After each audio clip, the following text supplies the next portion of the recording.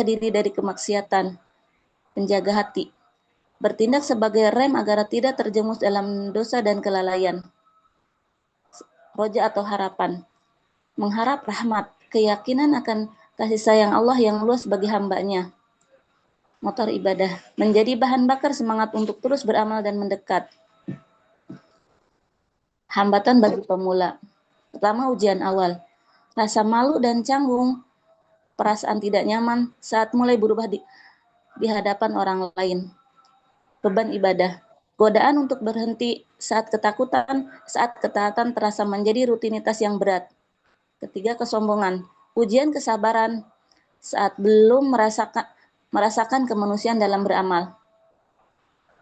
Hasil istiqomah, nikmat ibadah. Allah mengganti rasa berat dengan kemanisan iman yang mendalam, ketenangan hati, kedamaian jiwa yang tiada tara bagi mereka yang tekun melangkah, perlindungan Allah senantiasa dalam penjagaan dan limpahan cahaya petunjuknya, buah kesempurnaan ibadah, ketenangan hati, jiwa damai karena selalu terpaut pada Sang Pencipta, kenikmatan ketaatan. Ibadah bukan lagi beban, melainkan kebutuhan dan kelezatan spiritual. Ringannya ibadah, tubuh terasa ringan, menjalankan perintah Allah karena cinta, kedekatan atau kurubah, merasakan kehadiran dan kasih sayangnya dalam setiap nafas, kebahagiaan abadi, cerminan kecil dan surga yang menanti di akhirat kelak. Tujuh tahapan minhajul abidin. Pertama, ilmu, taubat, rintangan, godaan, motivasi, cara beramal, dan yang terakhir syukur. Allahu a'lam bishawab, Ustaz, sampai di sini. Sekian dari kami Pokja 4, Pokja 1. Assalamualaikum warahmatullahi wabarakatuh. Waalaikumsalam warahmatullahi wabarakatuh. Waalaikumsalam warahmatullahi wabarakatuh. Dan syukron Ustazah yang sudah mempresentasikan ya. Bagus dari presentasinya, memang dari tampilannya, terus dari pemaparan materinya, betul apa ya, betul-betul kena si poinnya ya, untuk Pokja 1 dari ya khutbatul kitab ya, bagian dari Minhajul Abidin. Ya mungkin selanjutnya ke Pokja selanjutnya.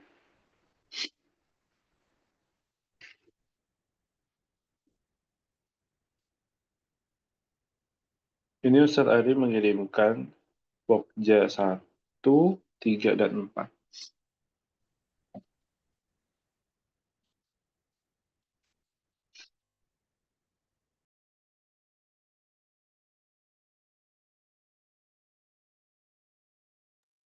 Baik, Bismillah. Insya Allah Pokja 2 akan mempresentasikan al-uqbah al-ula ya, tahapan pertama yang ada di dalam kitab Minhajul Abidin. Ya, Puan sebentar akan saya share dulu untuk PowerPoint-nya.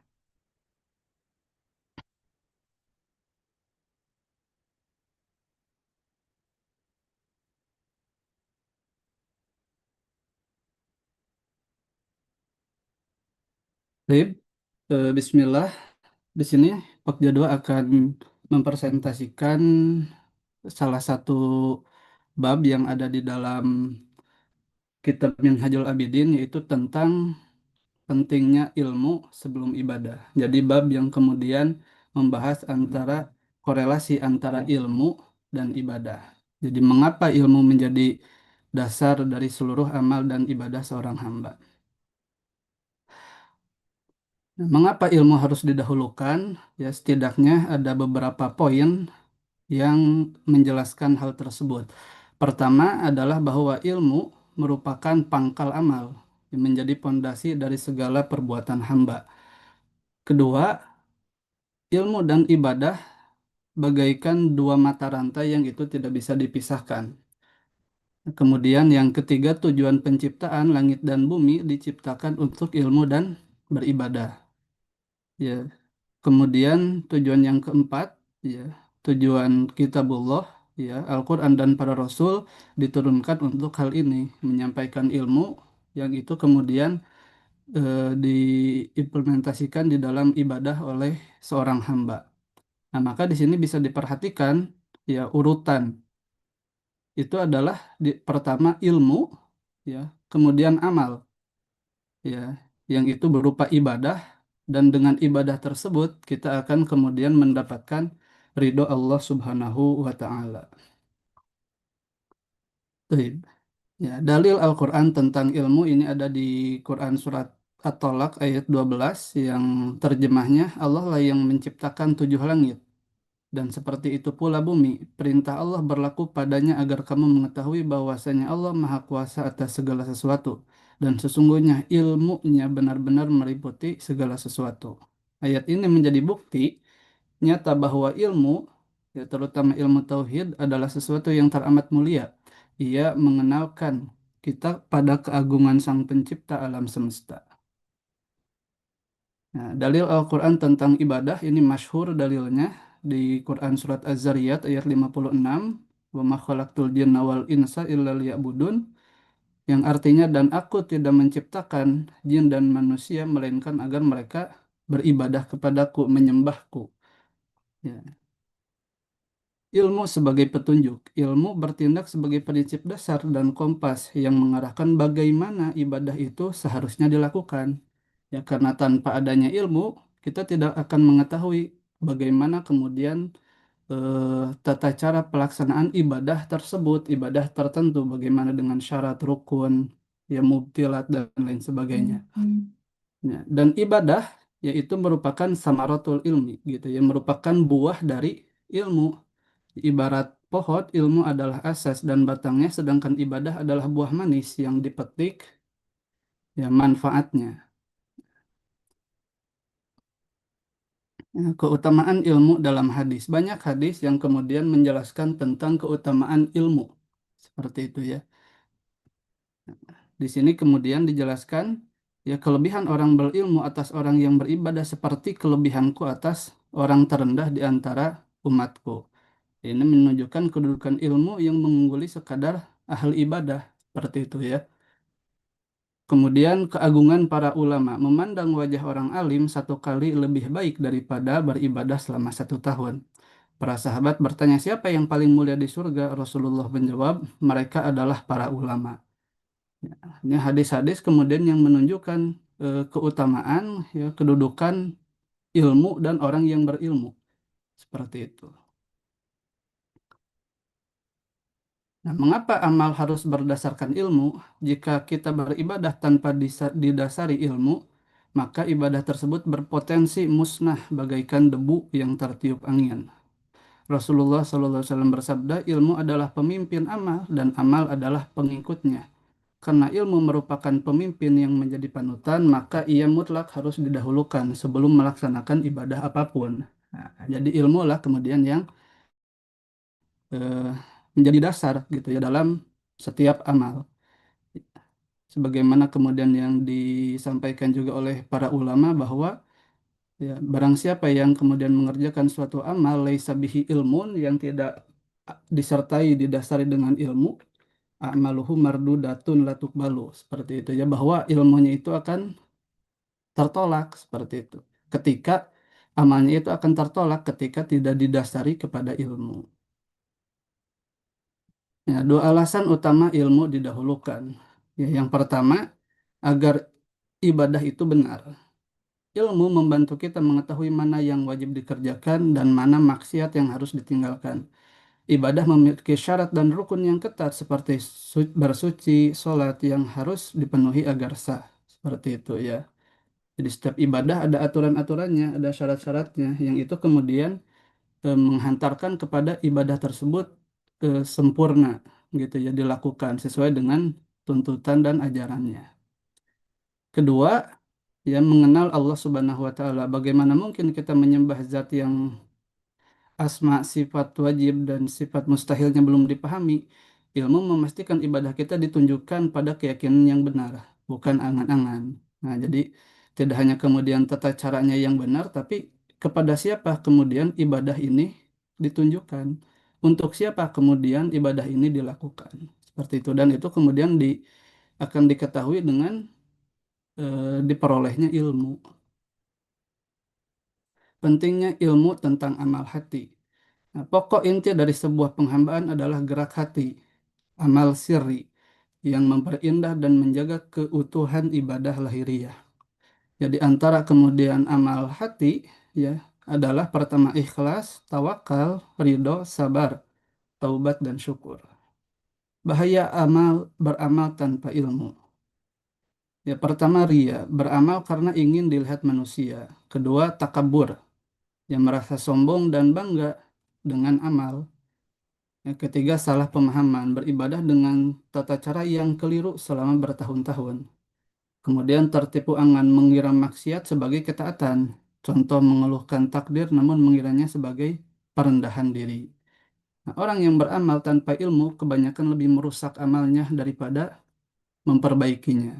Nah, ini bahaya kemudian beramal tanpa ilmu. Ya, maka dalam satu hadis itu Rasul juga menjelaskan bahwa bagi setan itu lebih gampang yang merusak eh, orang yang ahli ibadah namun bodoh daripada orang yang fakih yang itu waro, yang berilmu kemudian memiliki sikap waro. Nah, itu lebih kemudian eh, susah gitu ya dirumuskan oleh setan orang fakih yang waro itu daripada orang yang abid jahil gitu ya, ahli ibadah tapi bodoh. Yang itu kemudian tidak didasarkan kepada ilmu. Kemudian ilmu melahirkan rasa takut kepada Allah. Sungguhnya yang takut kepada Allah di antara hamba-hambanya adalah orang yang berilmu. Seperti itu. 3 pilar ilmu yang wajib dipelajari. Ya ini juga terdapat di dalam eh, kitab Minhajul Abidin. Pertama adalah ilmu tauhid. Ya, yaitu pokok-pokok agama yang mengenal sifat Allah, membenarkan kerasulan dan meyakini hari akhir. Kedua ilmu sirri, ya, amalan hati. Itu tentang gerak-gerik batin seperti ikhlas, sabar, tawakal, serta menjauhi penyakit hati seperti sombong dan ria. Kemudian ilmu syariat, ya, aturan fikih esensial yang memastikan terpenuhinya syarat dan rukun dari ibadah harian, bersuci, sholat, dan puasa. Nah, ini 3 kemudian cabang ilmu ya yang disebutkan di dalam kitab tersebut yang wajib dipelajari. Ilmu tauhid itu kemudian agar kita mengenal kepada siapa kita beribadah. Ya, ilmu siri itu agar menjaga hati kita dari hal-hal yang dapat merusak ibadah sebagaimana ria, sum'ah, takabur dan lain sebagainya. Gitu ya. Dengan ilmu siri ini kita bisa kemudian menjadikan hati ikhlas gitu ya. Tawadu dan lain sebagainya. Kemudian ilmu syariat yang itu kemudian eh, dipelajari agar setiap ibadah yang kita lakukan itu sesuai dengan apa yang diajarkan oleh Rasul Shallallahu Alaihi Wasallam.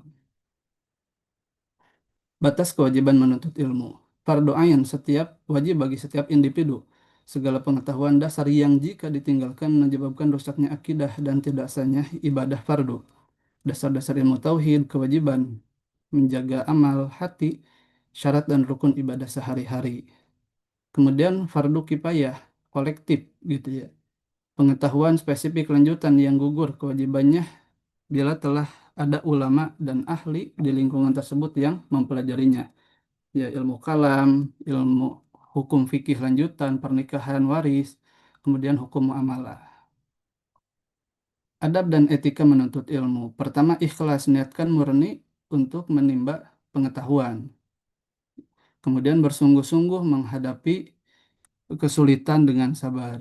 Kemudian mengulang pelajaran, rutin memurojaah materi, kemudian berdiskusi, ya bertukar pikiran untuk pemahaman, kemudian mengajar, sampaikan ilmu agar semakin berkah. Seperti itu.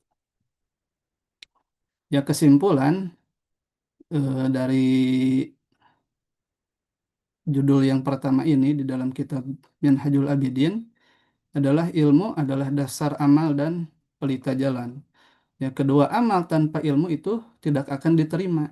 Ya, kemudian yang ketiga, ilmu yang hakiki, yang benar, melahirkan rasa takut kepada Allah. Jadi semakin berilmu, semakin bertakwa, semakin berilmu, semakin kemudian takut kepada Allah.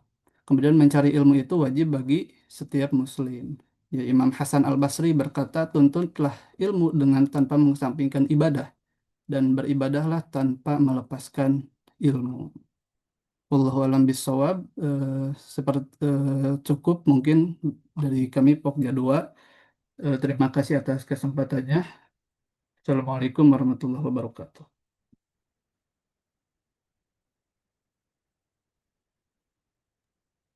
Waalaikumsalam warahmatullahi wabarakatuh. Terima kasih kepada Ustaz Azri yang sudah mempresentasikan tugasnya sebagai perwakilan dari Pokja 2 ya. Baik, mungkin untuk selanjutnya ke Pokja 3 ya. Baik, Ustaz.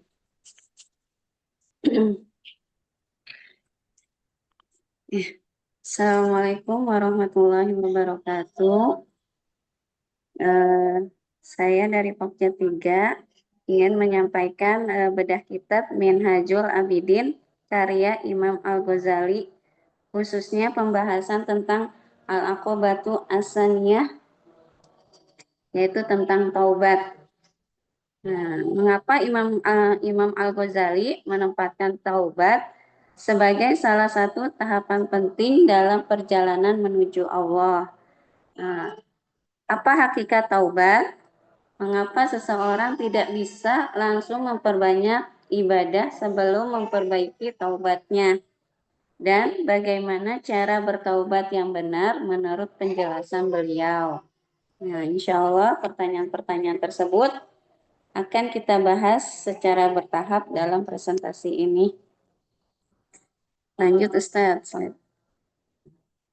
Mengapa taubat harus didahulukan? Nah, sebelum membahas tata cara taubat, Imam Al-Ghazali terlebih dahulu menjelaskan mengapa taubat harus didahulukan. Ya, beliau menyebutkan bahwa ada dua alasan utama. Alasan yang pertama adalah karena taubat mempermudah seseorang untuk taat kepada Allah.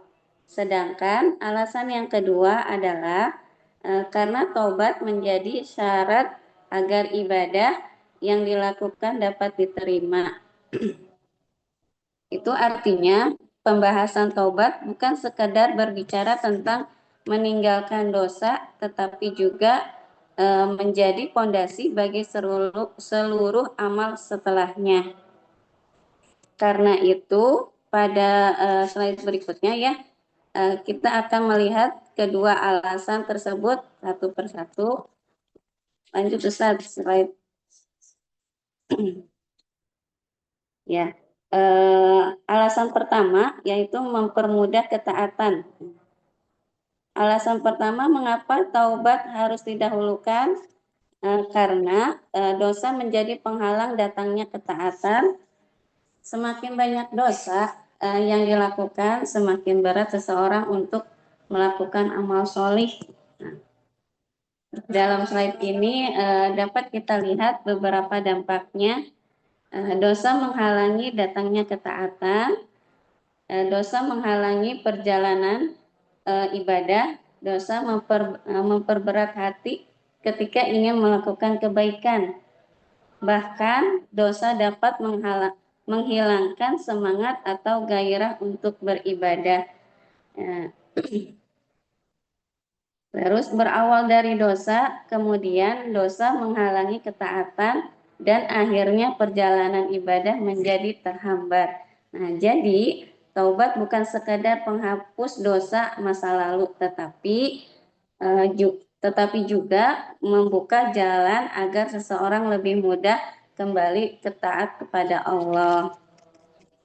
Dampak dosa terhadap hati, yaitu setelah menjelaskan pengaruh dosa terhadap ketaatan, pembahasan berikutnya mengarah kepada pengaruh dosa terhadap hati. Dosa tidak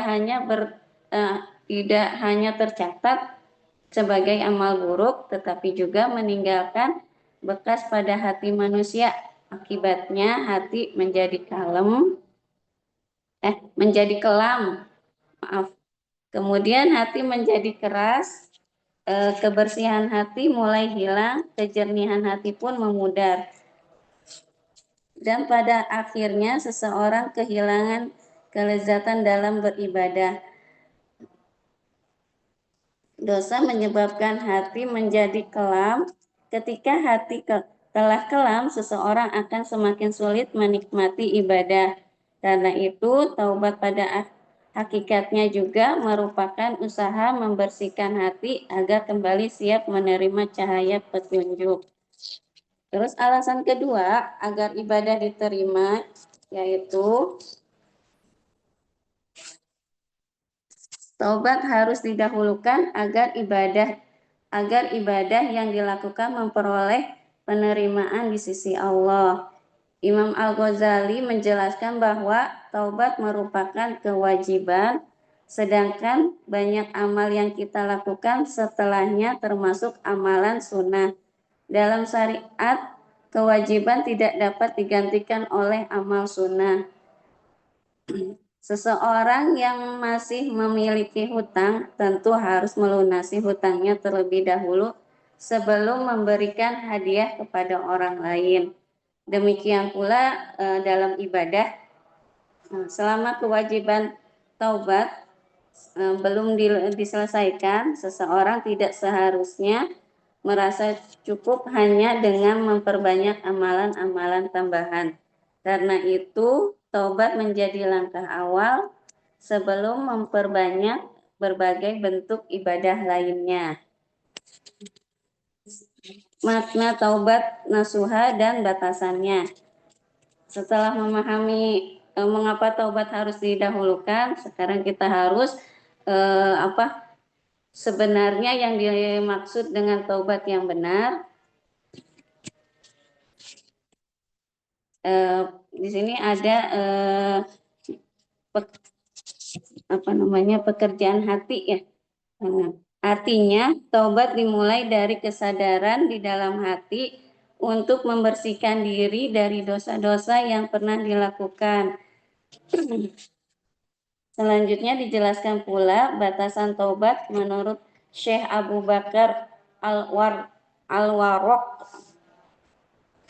Taubat bukan hanya berhenti melakukan dosa sesaat, tetapi juga disertai tekad untuk tidak mengulanginya lagi.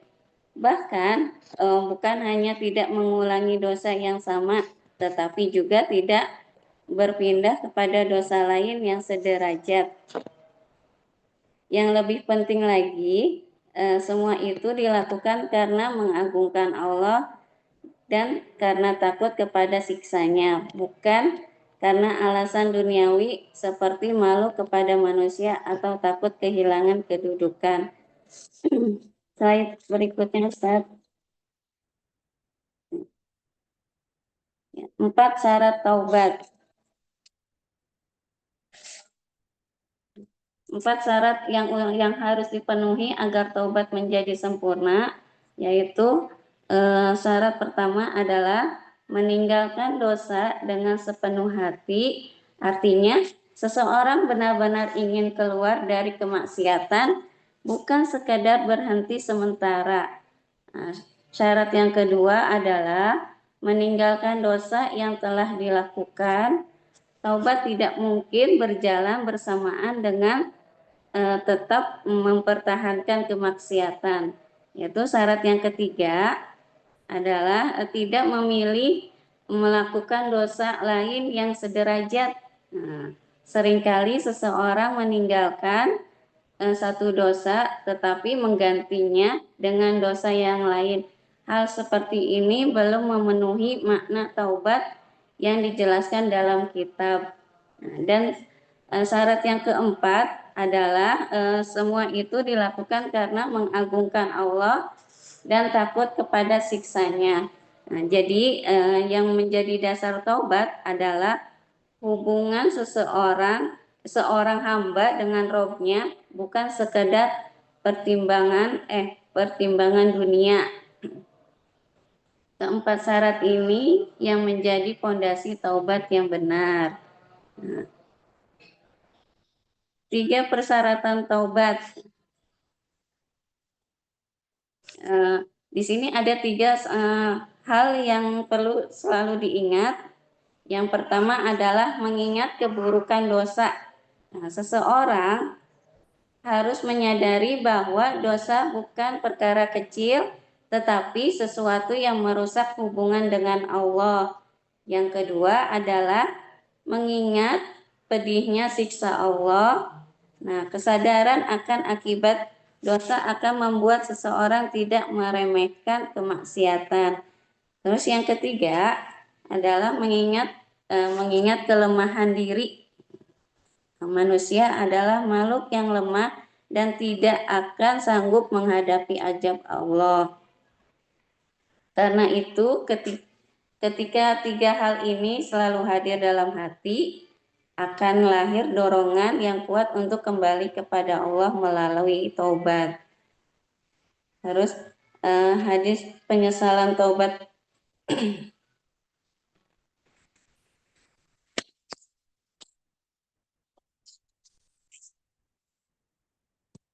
Nah, di sini ada penyesalan taubat, yaitu penyesalan yang dimaksudkan bukan sekedar sedih karena terkena akibat dosa. Yang dimaksud adalah penyesalan yang lahir karena menyadari kesalahan di hadapan Allah. Nah, di sini ada ya dapat kita lihat urutannya ya. 3 persyaratan tadi melahirkan penyesalan. Nah, dan penyesalan itulah yang menjadi pintu masuk menuju taubat yang sebenarnya. Taubat yang benar selalu diawali oleh hati yang benar-benar menyesali dosa yang telah dilakukan. Lanjut, Ustaz.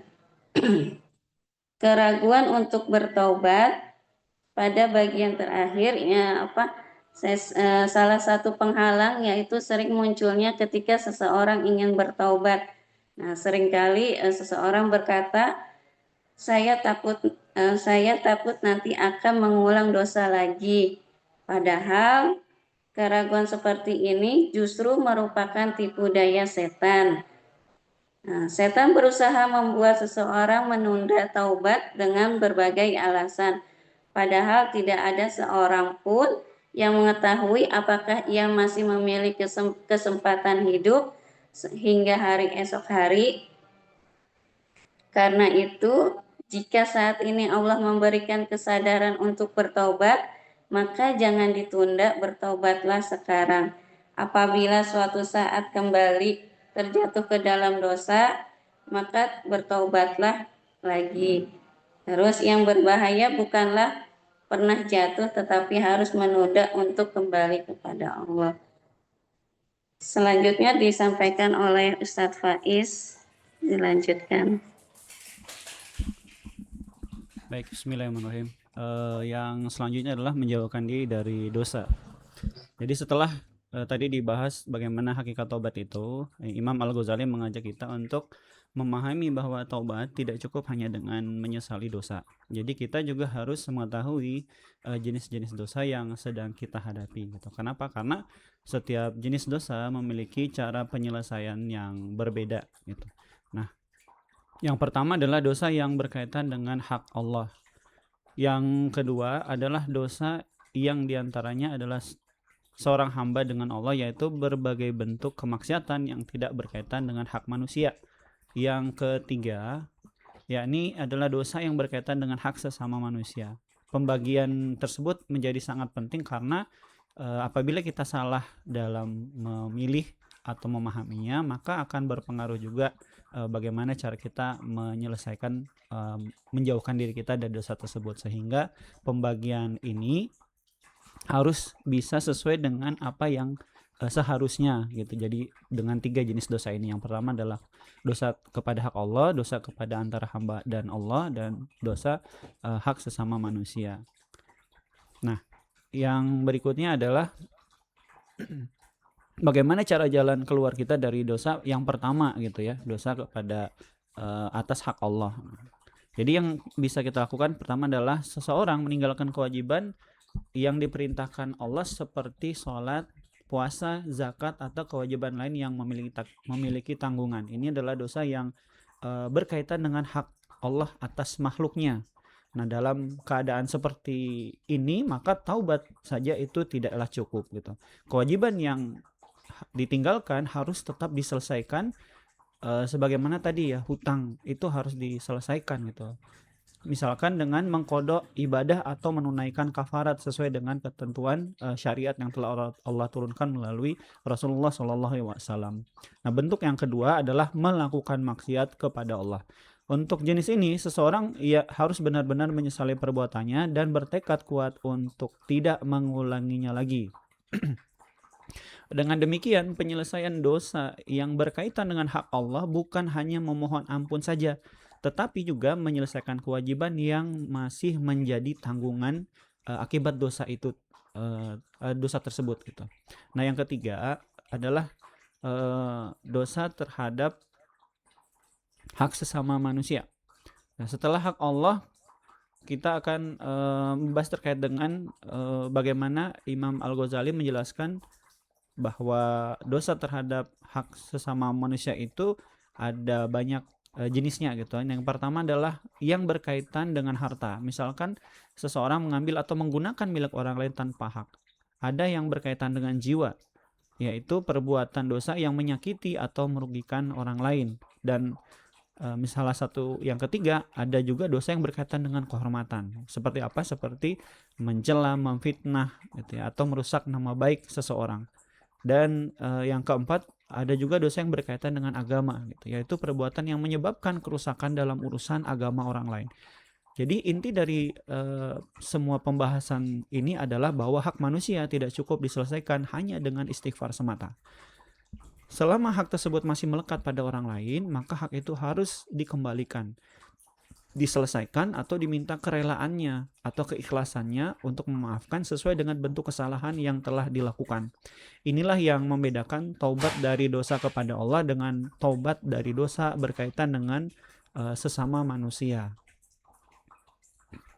Nah, yang berikutnya adalah setelah kita mengetahui berbagai jenis dosa dan cara penyelesaiannya, maka perjalanan taubat itu dari kitab ini itu dimulai dari keinginan seorang hamba untuk kembali kepada Allah. Nah, langkah apa yang harus kita lakukan? Langkah yang pertama adalah kita harus membersihkan hati dari keinginan untuk terus melakukan dosa.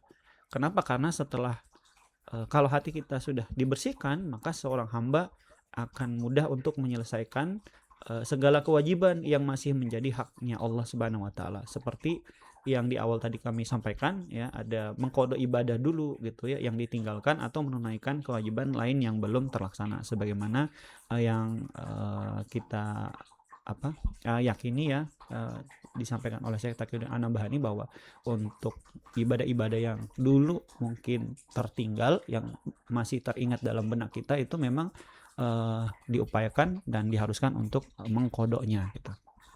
Nah, kemudian jika masih ada hak manusia yang pernah dilanggar, hak tersebut juga harus diselesaikan dengan cara yang benar. Dengan demikian, taubat bukan hanya persoalan batin, tetapi juga diwujudkan dalam tindakan nyata. Nah, diagram pada slide yang kami sampaikan ini memperlihatkan bahwa proses taubat berlangsung secara bertahap, mulai dari pembersihan hati hingga penyelesaian seluruh hak yang masih menjadi tanggungan oleh hamba tersebut. Lalu setelah pembahasan tersebut, Imam Ghazali memberikan peringatan kepada kita semua kaum muslimin yang sangat penting gitu. Kenapa? Karena beliau berpesan agar kita tidak menunda-nunda taubat gitu. Kenapa? Karena setiap dosa yang terus dipertahankan akan meninggalkan bekas pada hati seorang hamba. Semakin lama seorang hamba itu bertaubat atau dia menunda taubatnya, maka hatinya akan semakin keras. Nah, ketika hati seseorang itu sudah keras, seseorang akan menjadi sulit menerima nasihat, semakin ringan untuk melakukan maksiat, dan semakin berat untuk melakukan ketaatan. Ini menunjukkan besarnya bahaya menunda-nunda taubat tersebut. Maka Imam Al-Ghazali mengingatkan kepada kita kisah Iblis dan Bal'am bin Ba'urah. Nah, ini bisa menjadi pelajaran buat kita kaum muslimin agar terhindar dari apa yang sudah dilakukan oleh iblis dan juga Bal'am bin Ba'urah. Nah, keduanya tidak langsung sampai pada kebinasaan gitu, dan diawali oleh dosa yang dibiarkan hingga akhirnya menyeret keduanya kepada kehancuran. Karena itu sebagai seorang hamba kita tidak boleh pernah merasa aman dari dosa, meskipun itu dosa yang kecil gitu ya, dosa yang ringan gitu. Kenapa? Karena semakin cepat kita bertaubat, maka semakin besar peluang hati kita tetap hidup dan lembut serta dapat menerima petunjuk Allah itu dengan mudah. Nah, tapi kalau misalkan kita menunda-nunda, boleh jadi nanti yang ditakutkan dan pesan dari Imam Al-Ghazali itu justru membuat hati kita itu menjadi keras gitu ya, dan malah kita terbawa arus kemaksiatan dan kita terhindarlah. Semoga Allah menghindarkan kita dari kisah Bal'am bin Ba'urah dan juga iblis gitu. Ustazah asadi sekalian yang dirahmati Allah Subhanahu wa taala, maka ketika kita terjatuh, misalkan seorang hamba itu terjatuh lagi ke dalam dosa yang sama gitu ya, maka mungkin muncul pertanyaan di dalam hati kita, bagaimana jika setelah bertobat gitu ya ternyata balik lagi gitu. Ada orang yang bertobat sudah istiqomah dalam kebaikan 1 bulan 2 bulan, ternyata setelah setengah tahun dia kembali lagi gitu. Dia terjatuh lagi dengan dosa yang sama. Maka pesan Imam Al-Ghazali memberikan pesan yang menenangkan kita gitu ya, sebagai seorang muslim yang berada di akhir zaman yang penuh fitnah ini, sebagai berikut. Jika seorang kembali terjatuh di dalam dosa, maka jalan keluarnya adalah bertaubat kembali gitu. Nah, jangan sampai terlintas pikiran bahwa taubat tidak lagi berguna hanya karena pernah mengulang kesalahan yang sama. Justru yang berbahaya adalah ketika seseorang hamba itu berhenti bertaubat dan berputus asa dari rahmat Allah Subhanahu wa taala. Nah, kita bisa melihat dari ayat Al-Quran surah An-Nisa ayat 110, wa man ya'mal su'an aw yazlim nafsahu thumma yastaghfirillaha yajidillaha ghafurur rahima. Barang siapa yang mengerjakan kejahatan atau menzalimi dirinya sendiri kemudian ia memohon ampun kepada Allah Subhanahu wa taala, niscaya ia akan mendapati Allah Maha Pengampun lagi Maha Penyayang. Maka karena itu selama pintu taubat masih terbuka, jangan pernah berhenti kepada Allah Azza wa Jalla gitu ya.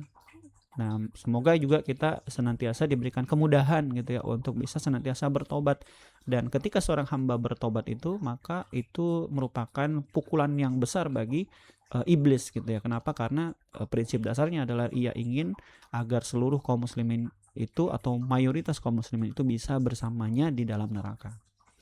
Nah, maka apa yang harus kita lakukan ketika kita hendak bertaubat gitu ya? Yang pertama, Imam Al-Ghazali memberikan gambaran ya, taubat bukan hanya niat di dalam hati tetapi diwujudkan melalui amal. Dimulai dengan membersihkan diri kita sebagai bentuk persiapan menghadap Allah Subhanahu wa taala. Kemudian kita bisa melaksanakan sholat taubat ya dengan penuh kekhusyuan gitu. Setelah itu kita bisa memperbanyak sujud ya di waktu-waktu mustajabun doa, lalu melakukan muhasabah dan mengingat kembali dosa-dosa yang pernah dilakukan sehingga hati kita benar-benar dipenuhi dengan penyesalan gitu. Nah, yang berikutnya adalah kita memperbanyak doa gitu ya, memperbanyak istighfar dan sholawat atas baginda Nabi Muhammad SAW gitu. Dan tidak hanya mendoakan diri sendiri tetapi juga mendoakan kaum mukmin gitu. Kenapa? Karena seluruh rangkaian ini bertujuan agar seorang hamba benar-benar kembali kepada Allah Subhanahu wa taala dengan hati yang bersih dan tekad yang kuat untuk tetap berada di jalan ketaatan. Ustazah asati sekalian, semoga pembahasan ini bisa memberikan kita pelajaran ya, bagaimana taubat itu bisa kita lakukan sesuai dengan apa yang dipesankan oleh Imam Al-Ghazali, dan Allah Subhanahu wa taala menganugerahkan kepada kita semua taubat yang tulus dan menerima amal ibadah kita dan menetapkan hati kita di dalam ketaatan kepadanya. Demikian, wallahu a'lam bishawab. Assalamualaikum warahmatullahi wabarakatuh. Waalaikumsalam warahmatullahi wabarakatuh. Syukur Ustaz Faiz ya dari Pokja 3 ya yang sudah mempresentasikan tugasnya. Baik, selanjutnya ya, tadi setelah membahas tentang taubat gitu ya, Masya Allah materinya luar biasa. Bisa kita lanjut ke Pokja 4 ya. Silakan.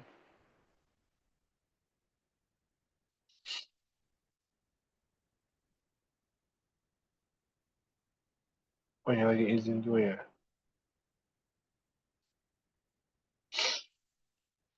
Mungkin tunggu dulu ya, Ustazah Ai ya.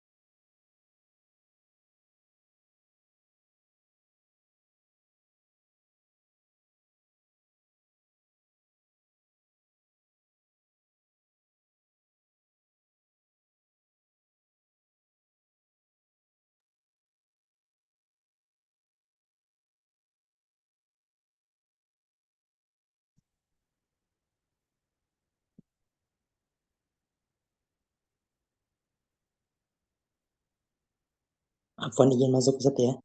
Memang absen. Ya, Sir. Apakah selain Ustazah Ai ada dari yang Oh Ustadz, Afwan saya baru kembali dari ini. Oh ya, Eh, barakallahu. Ih, katanya mau teh sepia. Tapi ya di Ada. Teh sepia, tolong. Ustadz, barakallahu ada ya. Ustadz San, sepia sudah ada. Ada nggak ya? Sudah ada saja.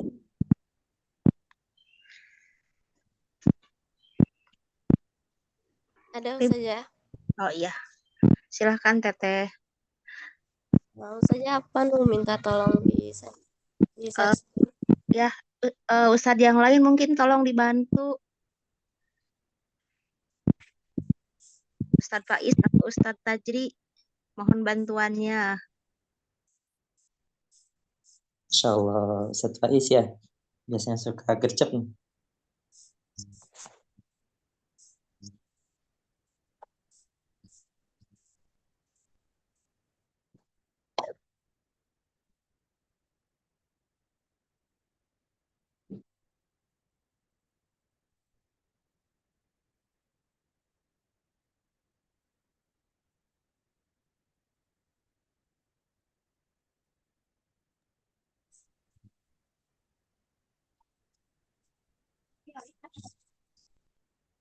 Bismillahirrahmanirrahim. Assalamualaikum warahmatullahi wabarakatuh.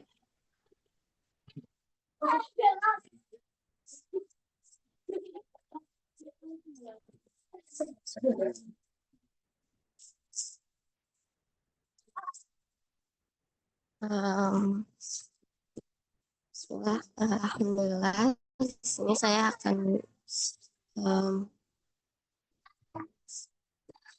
mempresentasikan kitab Minhajul Abidin tentang memahami dan menyingkirkan rintangan-rintangan dalam beribadah. Kajian mendalam rintangan pertama yaitu dunia dan kedua yaitu makhluk. Rintangan pertama yaitu rintangan dunia. Solusi mengatasi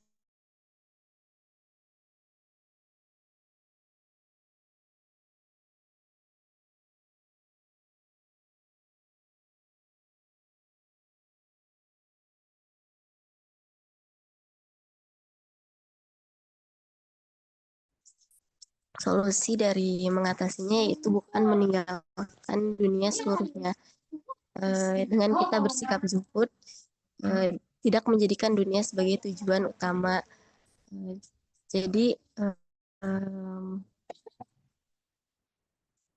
menjadikanlah akhirat sebagai tujuan utama di hati kita.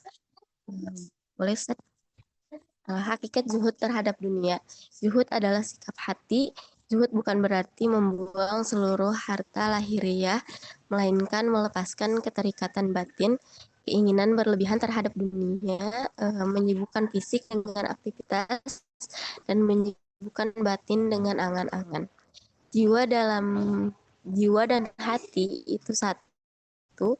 Jika disibukkan dunia, ia berpaling dari ibadah. Analogi dunia dan akhirat. Dunia dan akhirat ibarat dua orang istri, meridokkan salah satunya membuat yang lain marah. Keduanya juga seperti timur dan barat, semakin mendekat ke salah satu pihak, semakin jauh dari pihak lainnya. Jadi utamakanlah yang bernilai kekal dan tinggalkanlah yang fana. Boleh Ustaz? Lanjut Ustaz. Dua alasan penting bersikap zuhud. Yang pertama yaitu memusatkan diri dalam ibadah, mencegah perhatian terpecah. Kecintaan pada dunia membuat anggota tubuh saling membantu memusatkan diri dalam beribadah. Jangan sampai perhatian kita itu terpecah.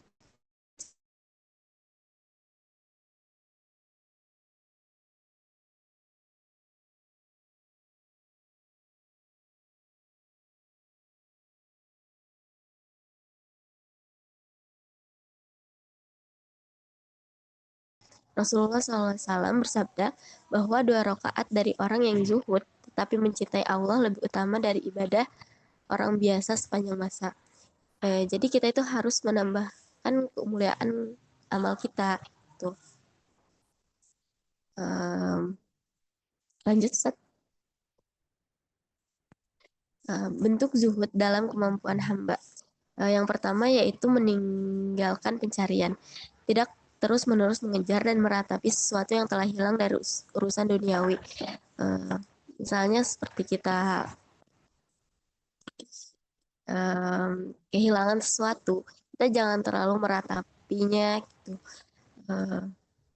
Dan tidak terus mengejarnya. Yang kedua yaitu melepaskan harta. Menginfakkan atau membelanjakan harta yang dimiliki di jalan kebaikan tanpa rasa berat hati.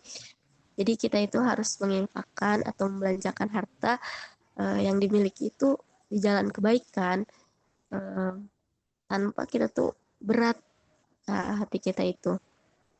Ya. Yang ketiga yaitu memurnikan kehendak. Meninggalkan pilihan hati pada duniawi dan tidak menjadikannya sebagai tujuan utama hidup. Jadi kita itu harus memurnikan kehendak kita.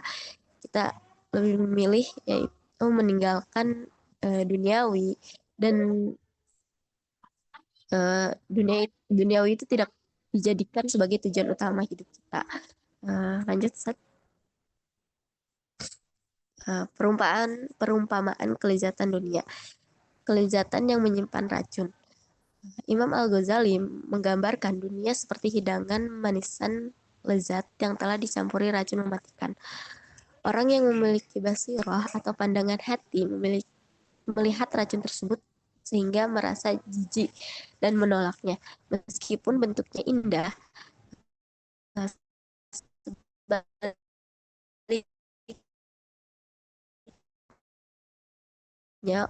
orang lalai hanya tertipu oleh kelezatan karena ilmu dan perbedaan dasar manusia. Jadi kalau kita memiliki ilmu dan keyakinan, kita bisa melihat bahwa dunia itu seperti racun bagi kita. Dunia itu seperti penjara bagi orang-orang yang beriman. Kita lanjut. Yang kedua yaitu rintangan makhluk. Bagaimana pergaulan dengan sesama manusia dapat menyibukkan seseorang dari Allah dan merusak keikhlasan ibadah jika tidak disikapi dengan bijak. Lanjut. Mengapa makhluk menjadi penghalang?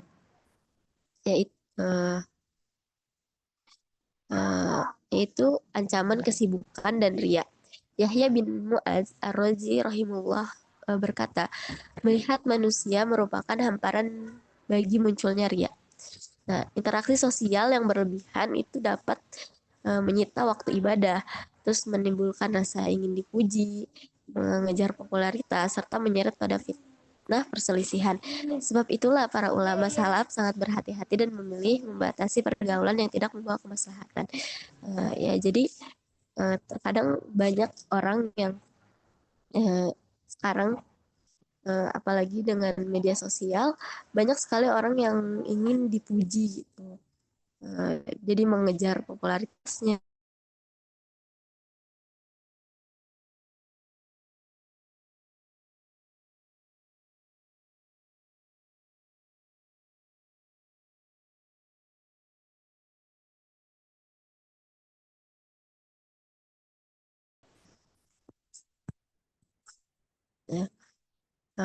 Petunjuk nabawi dan wasiat salaf. Yang pertama yaitu sabda Rasulullah, tetaplah tinggal di rumah, kuasailah lisanmu, kerjakan apa yang engkau ketahui sebagai kebaikan, dan sibukkan dirimu dengan urusan pribadimu. Jadi kalau bisa ya tetap tinggal di rumah gitu, dan jaga lisan kita, kerjakan apa yang kita itu tahu itu adalah kebaikan, dan sibukkan diri dengan urusan pribadi atau dengan ibadah kita.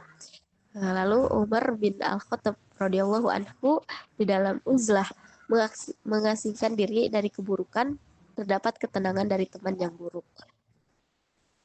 Lalu Sufyan Ats-Tsauri, jika engkau mampu, kurangi semampumu mengenal banyak orang karena sangat sulit menyelamatkan diri dari mereka. Jadi kita juga harus kurangin mengenal orang-orang yang itu buruk gitu.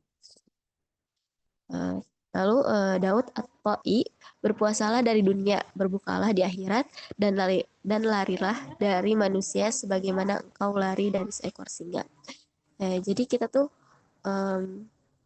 kalau melihat orang yang itu tuh sudah terlihat buruk bagi kita, lebih baik kita menjauh.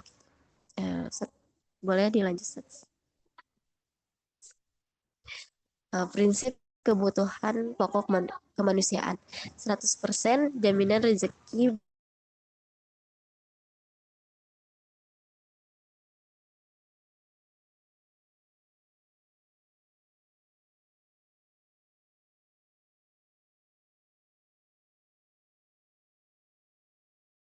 menolak kebutuhan kita. Itu hanya berlaku pada kelebihan dunia yang itu nggak perlu gitu.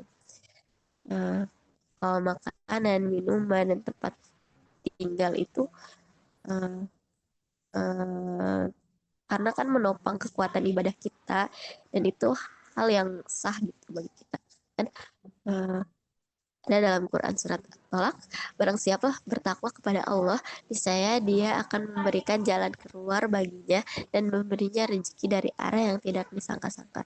Jadi Allah juga udah bilang kalau kita memberikan jalan keluar, kalau kita bertakwa, Allah juga akan memberikan jalan keluar bagi kita dan memberikan kita rezeki yang kita nggak sangka-sangka.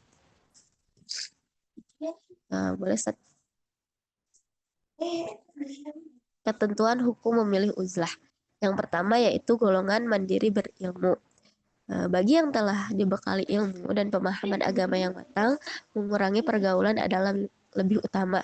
Cukup hadir pada kewajiban syariat seperti sholat Jumat, berjamaah, hari raya, dan haji. Jadi kalau kita emang sudah dibekali ilmu dan pemahaman agama yang matang, kita itu bakal lebih mengurangi pergaulan kita dan kita lebih mengutamakan hal-hal yang lebih utama. Yang kedua yaitu golongan penuntut ilmu. Bagi yang masih memerlukan pembinaan, hendaknya tetap menghadiri majelis ilmu dan bergaul dengan ulama saleh guna menimba ilmu dan memperbaiki ketaatan sebelum menyendiri.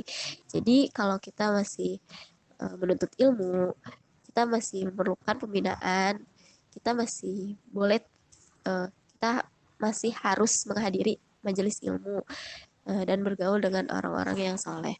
Lanjut, Ustaz.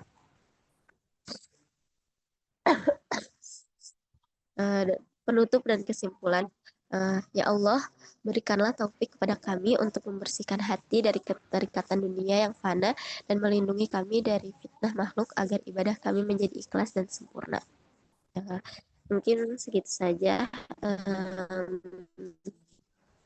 dari saya, Ustaz. Assalamualaikum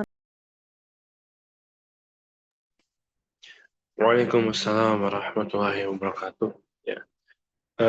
Syukron kepada Pokja 4 ya, Ustazah Ai dan Ustazah Sofia yang sudah mempresentasikan tugasnya tentang tadi ya fitnah dunia dan makhluk seperti itu ya.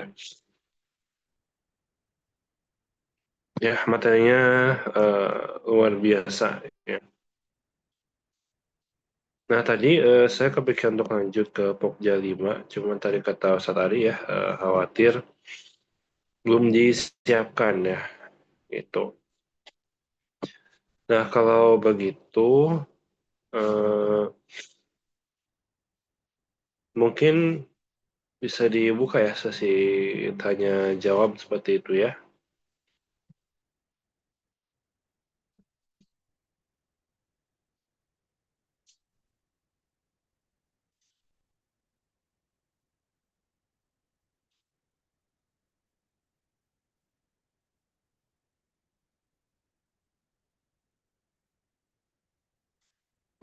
Baik, silakan.